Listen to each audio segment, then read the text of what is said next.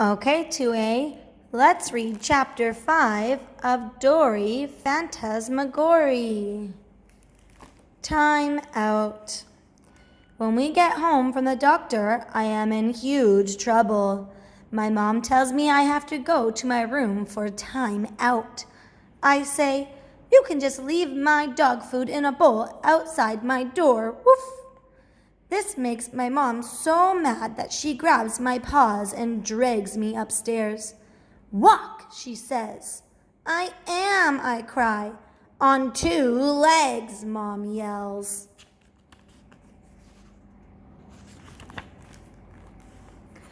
Alone in my room, I suddenly don't feel like being a dog at all. I've got too many problems as a dog. I show Mary my wound. She feels so bad for me. I put my nightgown back on and then I open my bedroom door a tiny bit. I can hear my family talking about me in the kitchen. "Rascal gave the doctor a shot," Luke says, laughing. "She is out of control," Violet says. She is laughing too.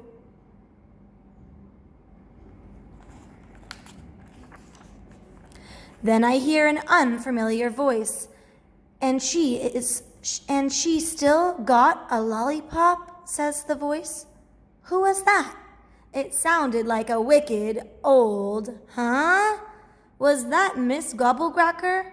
I do not believe it. I walked closer to the stairs to hear better. All she could do was bark. "I've never been so embarrassed in my life," says my mom. "How babyish," laughs the voice. Now I'm sure it is Miss Gobblecracker. Are they all sitting around the kitchen table together and laughing at me? And it sounds like they're eating popcorn.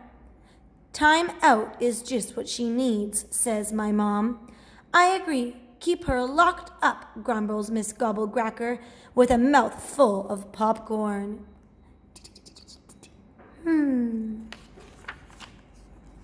I run back to my room to tell Mary. Miss Gobblecracker is downstairs eating popcorn with my family. "Popcorn! What's the big deal about popcorn?" asks Mary. "She is eating popcorn with my family. If Mary doesn't understand, I can't explain it." "What are you going to do?" asks Mary. "No more hiding, no more disguises, no more tricks," I yell. "Something serious has to be done." "Like what?" says Mary. She says, "Give me that banana. I'm calling Mr. Nuggy." "Hello? Hi, it's me. Miss Gobblecracker is eating popcorn with my family." "Yes, I said popcorn. I can't believe it either. So can you please come back?" Whoa, that was fast. Mr. Nuggy crawls in the window and wipes his muddy boots. "Thanks so much for coming." Ingredients. "I've brought ingredients for a poison soup," he says. "This is how we get rid of Miss Gobblecracker permanently." "What will happen when she eats the soup?" I ask. "Well, first she will choke a little bit, and then feathers will come out of her ears. And then her eyeballs will turn into gloppy yogurt. And then she'll drop." "Oh," I say, hugging him, "you are the best fairy godmother in the world." But something isn't quite right. "I don't mean to be picky," I say, "but could you try and look a little more like a fairy godmother?" "What do you have in mind?" he asks. I run to my closet and get some dress-up clothes. Oh no. Perfect. Next, we make signs for the door because Mr. Nuggy says we need privacy to make our soup. After we hang the signs, there's a knock on the door. "Go away, danger. Keep out." "It's Luke. Mom said you can come out of timeout now." "No thanks," I say, and shut the door. Timeout is turning out to be way too much fun. We don't want any more interruptions, so we decide to send Mary out to be our spy. "Tell us if she's coming and wear this wig," I say, and give her a push out the door. Now that it's quiet, Mr. Nuggy and I finally start cooking. We make the deadliest, most delicious poison soup, Miss Gobblecracker's dinner. Yuck! She'll love it. The ingredients: black olives, electricity, dead wolf juice, blood tubes and tailbones, all the rotten parts of the apples in the world, and of course, chicken broth. Dun dun dun. When the soup is ready, we carry it down to the kitchen, while Mary keeps Miss Gobblecracker distracted. Then Mr. Nuggy and I gather materials for a giant fort where we can hide the ingredients until dinner time, while Mary keeps a lookout. We grab the blankets and sheets and pillows off the bed and collect all the rugs we can, and towels and laundry and bath mats, and put them in a big pile surrounded by chairs. And we even have to move some tables and put the chairs on the tables. And we tie the whole thing up with a huge roll of ribbon. And the amazing thing is that we did this without my mom even noticing, because she is on the phone. "Dinner is ready," calls my mom from the kitchen. Of course, Miss Gobblecracker is first to arrive. "Okay, now's your chance," I tell Mr. Nuggy. "Go talk to her." From the fort, I can hear them in the kitchen. "Good evening, Miss Gobblecracker." "Is that you, Nuggy? Nice dress." "Thank you. I have an important message for Dory. You remember Dory, the baby you are coming for? She has agreed to go with you back to your cave forever." "Great, because I almost forgot what I was doing here.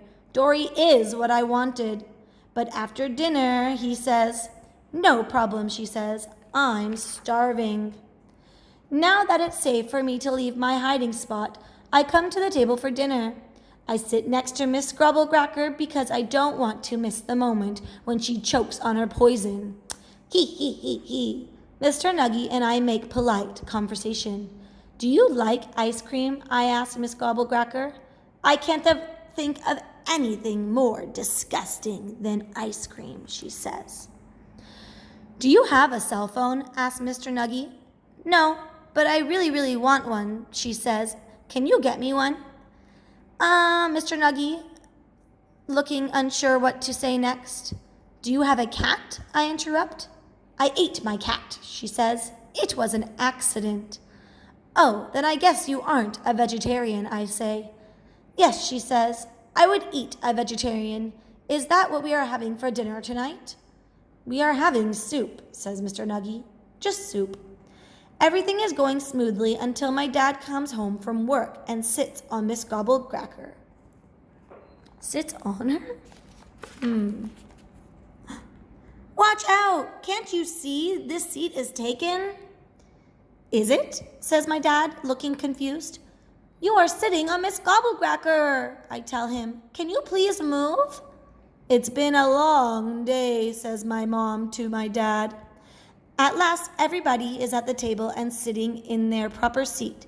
Mr. Nuggy serves the soup. Miss Gobblecracker picks up her spoon and tastes her soup. "I hope she likes it. Wow, I think it's going to work. She looks, oh my, not dead. I don't believe it. Yum." "Delicious," says Miss Gobblecracker, spooning more into her mouth as it drips down her chin. "The soup is a disaster. Nothing happens. No feathers in her ears. No yogurty eyeballs.